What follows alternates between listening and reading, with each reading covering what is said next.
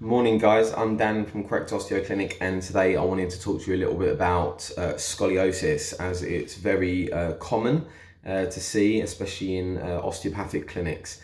There's two different types of scoliosis. So there's structural and non-structural. Non-structural might also be known as functional. So scoliosis is a lateral curvature of the spine. So as you would look at the spine from, say, behind, it should be in a sort of straight line, okay? But in scoliosis, you'll get a lateral curvature of the spine, so it would look a little bit curved.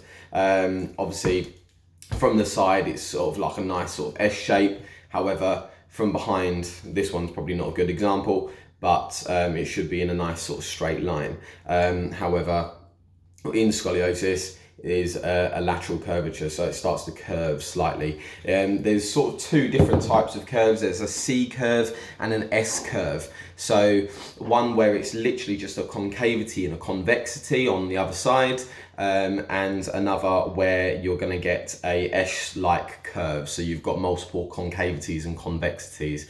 Scoliosis, there's, like I said, there's different types of scoliosis. There's like structural and non-structural scoliosis. There's also types of structural scoliosis. So there's idiopathic scoliosis. So this occurs in 8 out of 10 people with structural scoliosis, where there's actually no known cause for the scoliosis to happen. There's also what's called degenerative scoliosis. There's neuromuscular scoliosis. So neuromuscular scoliosis is from, say, different disorders that are affecting the musculature on one side, such as like cerebral palsy.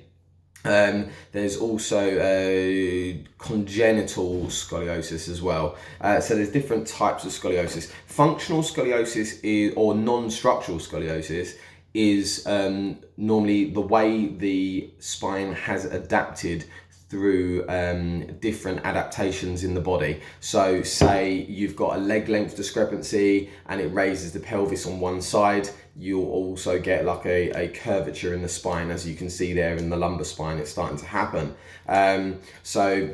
Or say like one of the pelvis is at, like, you know, you get a rotation through the pelvis. Again, it's starting to sort of like over time adapt the spine in that sort of lateral curvature. You'll get also like in structural scoliosis, you will also get something like a rib hump. So it will obviously, where the ribs are attached to the thoracic spine, they will start to adapt, and where the spine is starting to curve, also the ribs will have to move as well. So you will also get what's called a rib hump.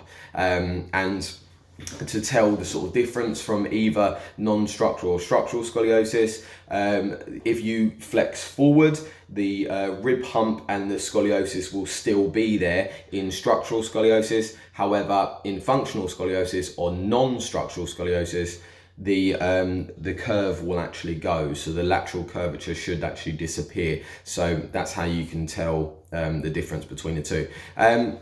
So a lot of non-structural scoliosis starts to like happen over a period of time, a long period of time, due to adaptations in the body. However, structural scoliosis will happen normally at childbirth. So maybe like things like trauma at birth and stuff like that, or, you know, like I said earlier, cerebral palsy and whatnot else affecting the musculature of the spine. Even degenerative disorders that can affect the spine to make them curve or sit in specific positions rather than nice, like on building blocks on one on another.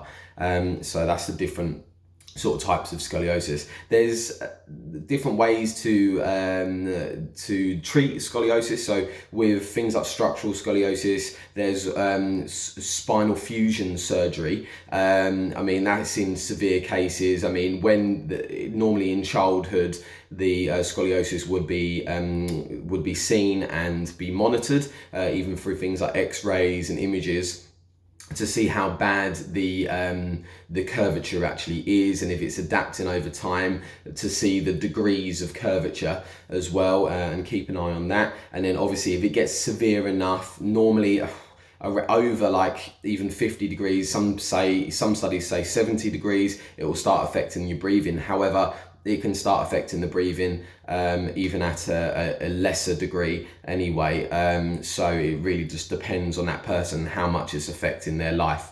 So yeah, it'll be monitored. So then there's one option of that's spinal fusion surgery, and there's non-surgical options as well. So things like braces. Braces are designed specifically for the individual, for their curve and where the curve is. So you can't take a brace from one person and then put it on another person with structural scoliosis.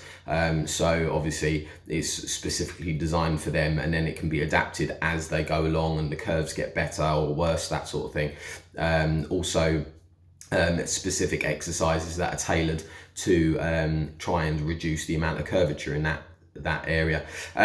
With functional scoliosis or non-structural scoliosis, things like manual therapy, so things like osteopathic treatment, are very good for that sort of thing, and exercise to try and adapt that side of things. If it's obviously due to a leg length discrepancy, depending on how bad the leg length discrepancy is, then obviously that you can like start taking other medical routes as well. So go into things like foot and ankle specialists and so on like that. I hope that helps understand it a little bit more anyway. I hope you all have a great day, and I hope to see you soon. Goodbye.